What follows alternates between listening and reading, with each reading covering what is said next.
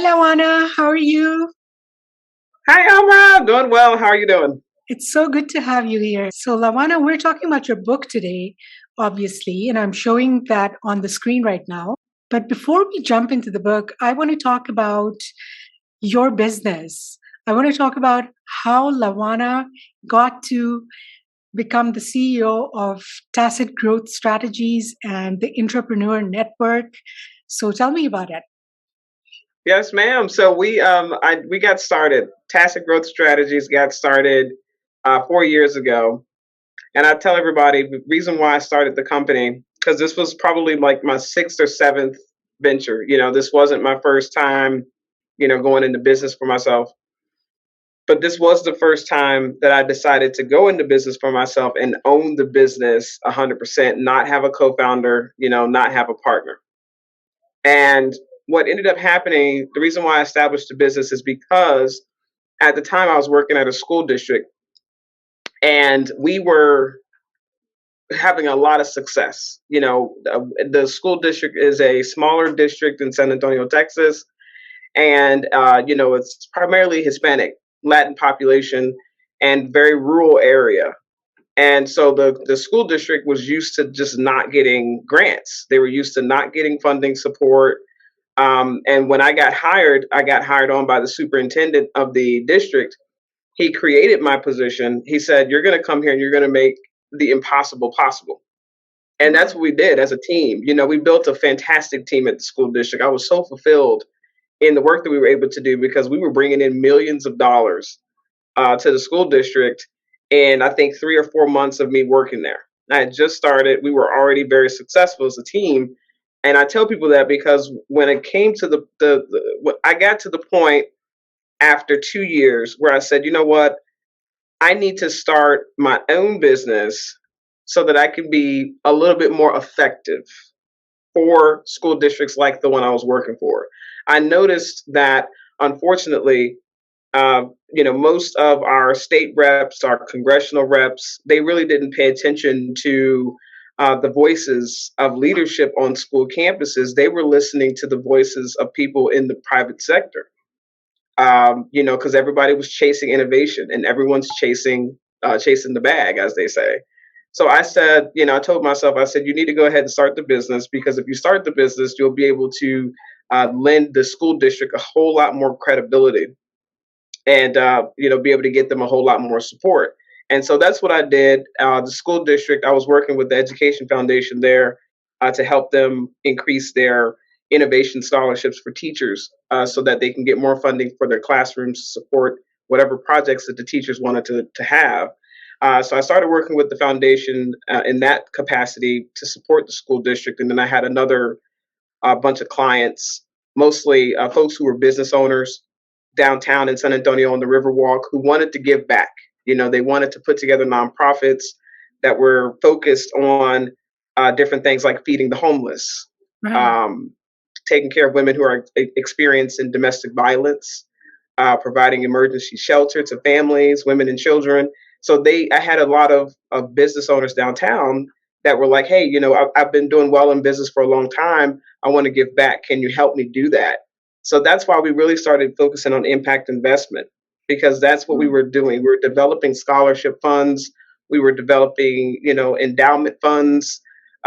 We were developing all sorts of, financial investments and vehicles so that these people who are making, good money, doing great work, they had a, formal way, a formal and intentional Right, way right, of giving back, right. to their community. In other words, you actually take from those who want to give back and you give it to those who need it, which is awesome. Mhm. So tell me, right now, you have how many clients? We serve hundreds of people, hundreds of Hundreds of people. organizations. Wow. Yes, yes, So in four yeah. years, you've done really well for yourself. It's That's been very, great. It's yeah. been very exhausting, and that's Okay. part of it. I was talking yesterday with I'm a part of a couple of different investment circles, And when we get together as women who are investing in ourselves through our businesses and in other businesses, because when you're an entrepreneur, you're an investor. You invest in other people's businesses. Right. You invest in your community. It gets to be exhausting if you're not taking care of yourself. Then your business really is going to be stagnant. You're not going to be able to make a lot of moves because holistically, you're not giving yourself the time and the care that you need to be able Absolutely. to be your best. Do you, through your business, help only women, or do you help everyone, whoever needs it? Yeah, we help everyone. I don't think you can be successful in business and be discriminatory. I think if you're Absolutely. going to be successful in business, then you have to understand that you're going to be dealing with people from all different the walks of life, and all different types of genders and ethnicities and cultures. So you have to be, open and inclusive and equitable in how you treat people. Absolutely. That's very true.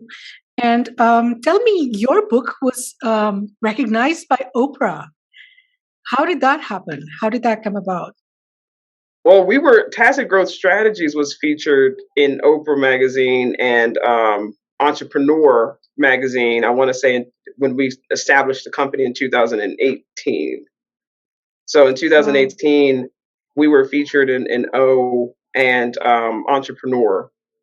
And the reason why was because of some of the projects that we were leading at the time. We were working with different folks in the continent of Africa, throughout the West Indies, helping a lot of business owners who were really trying to get their products and services into different marketplaces. We were helping them, Mm-hmm. get matched with buyers and things of that sort. So word got to somebody that publishes for Oprah Magazine and Entrepreneur. I still to this day don't know how we got selected to be in the Oprah Magazine or the Entrepreneur Magazine. They keep it very much a secret. I don't know why, but we don't know. We got selected, Well, it's and amazing that you got selected. That's amazing. That's the best thing. That really is an achievement. And now let's talk about your book, Master Grant Writing. And Mhm. obviously, it's for project management. But tell us about it. Tell us how, first of all, how LJ or Lawana actually thought about writing the book, why she thought about writing the book, and how did it all come about? What was your So yeah, inspiration? those is an excellent question. So this is the third book that I've written. The first one was the W.B. Du Bois about the talented 10th. That was in high school. And then Earned Value, Formula Pocket Guide was the next book that we published through Tacit Growth Strategies. And then this book, Master Grant Writing, A Project Manager's Guide, came when I finished my service with the African American Museum. So as part of our portfolio of services in the very beginning at Tacit Growth Strategies, was supporting mostly nonprofits. So the first major nonprofit that we supported was the San Antonio African American Community Archive and Museum, which was a initiative that started with Mellon Foundation out of New York, and UNC Chapel Hill in North Carolina.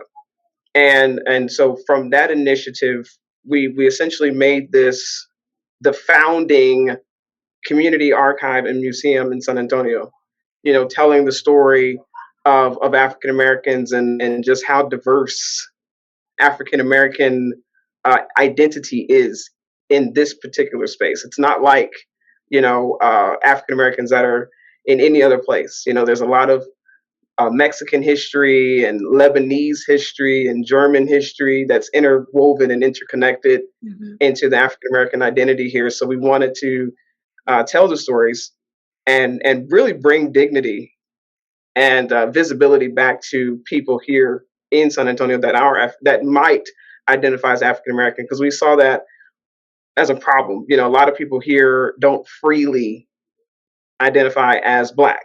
It's very weird. Mm. But I think it's because over the years, you get used to being invisible. Your culture is not the majority culture. So when people come to San Antonio, they look for mariachis, they look for the Alamo. They're not looking necessarily to learn about the legacy of the Sutton family. Right. or the legacy, so we really took on that project as a company, working directly with the funder, the philanthropic body who still supports SACAM till this day, the African American Museum. That was our first major client. So Right. when I wrote the book, it was right after I tendered my resignation and started a new chapter. The book was a healing process for me.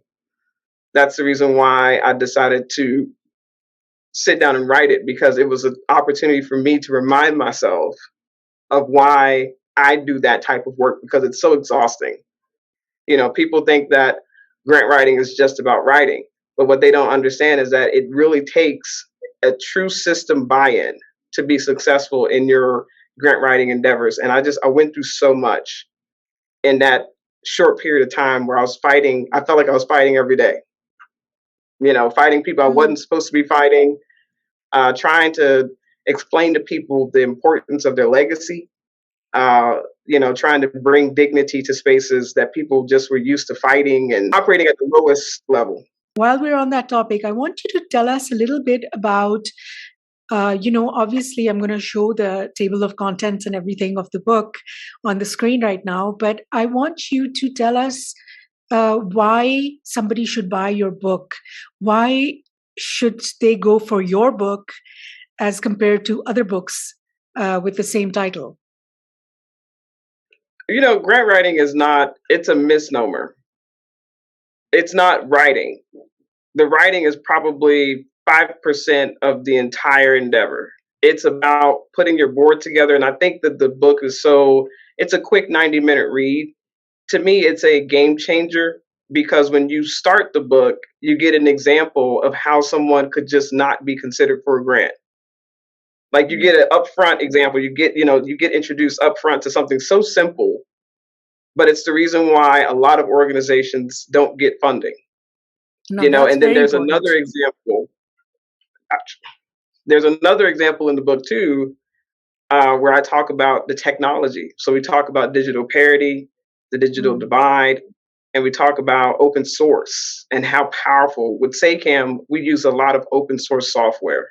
So we were working hand in hand with a lot of awesome academics at Cambridge and NYU, Cornell. I mean, we were working with all sorts of wonderful people who really understood that, the democratization of knowledge and sharing and telling stories, oral history, capturing oral histories, all those things are made possible and accelerated, when you have open source software that's readily available to people.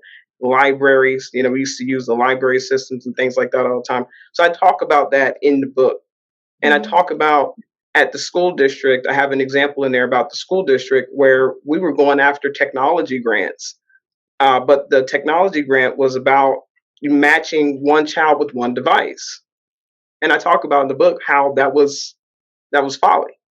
The students in our area, because of the issues with broadband and connectivity, they need at least two devices to actually be able to do their homework, do their research, and really, get the full world class, as they would call it, public educational experience. Mhm.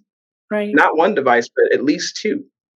And so we talk about that in the book too, where it's like, again, when you're thinking about the types of grants that you want to go after, you have to have an understanding of the need. Your needs assessment, your problem statement needs to be clarified, and it needs to not be in silos. A lot of people write grants in silos, so they end up not solving problems because you only thought about the vantage of one department when you should have been thinking about the entire The big district. picture. Right. Right.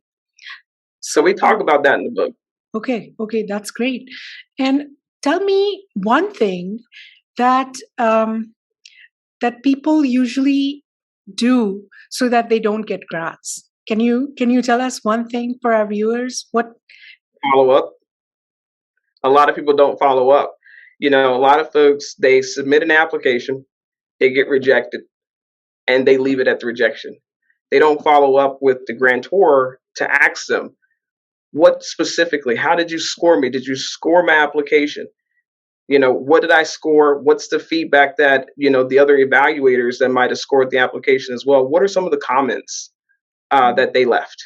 Can you share that information with me? Can I schedule a meeting with you to get to know better your funding priorities so that when I apply for this again in the future, I know better what I need to be thinking about as it relates to what we can do to align to your funding priorities?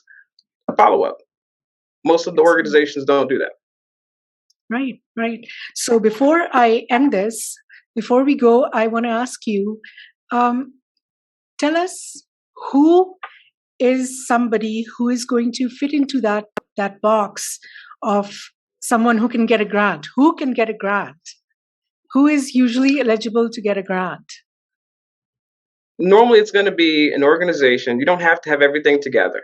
But if you've been in operation, you've spent money, you've received some sort of form of revenue in return, you've done it for at least 3 to 5 years. You've got a track record of doing the same project, the same program for 3 to 5 years. You also have a strong board of directors. What most funders are looking for is 100% annual contribution from your board of directors, which is why when you look at my clients, I'm always on the board of directors for my clients. I am there to make sure that the board understands their fiduciary responsibility, but also is an active board member so that funders want to support us, annually, financially. Mm-hmm. The other part of it is that you have to have some sort of volunteer management system. How are you managing your volunteers, the people that come into your organization? Are you evaluating their contributions? How are you valuing their contributions? Do you give them thank you letters? Do you have annual celebrations of just your volunteers? How are you giving back to your volunteers and taking care of your people? That's the other thing that your funders are going to want to know. And then the last thing is going to be all your documentation. How are you collecting data from the people that you're serving? And what types of information are you collecting? Is it evidence-based best practice, or is it just you had a meeting with a board member and y'all decided that you needed to ask people if they smoke or not? And so you added a question to the survey, right? You have to have some sort of academic understanding of what it is that you're doing from a data collection standpoint. And you got to have a good handle on public health, right? And social determinants, things of that sort. So those are the types of things that go into grant writing. So that's why I tell them, I'm like, it's not writing. Writing is 5% of it. You have to have everything else, the project management. You have to have everything else ready to go if you want to be considered for funding. So it's really important to actually have everything together to know exactly how to go about. And your book actually tells people what they should do before they even start writing their grant. Yes, Thank you so much, Lawana. It was great talking to you. Thank you for your time. And I will be talking to you again. Thank you, ma'am.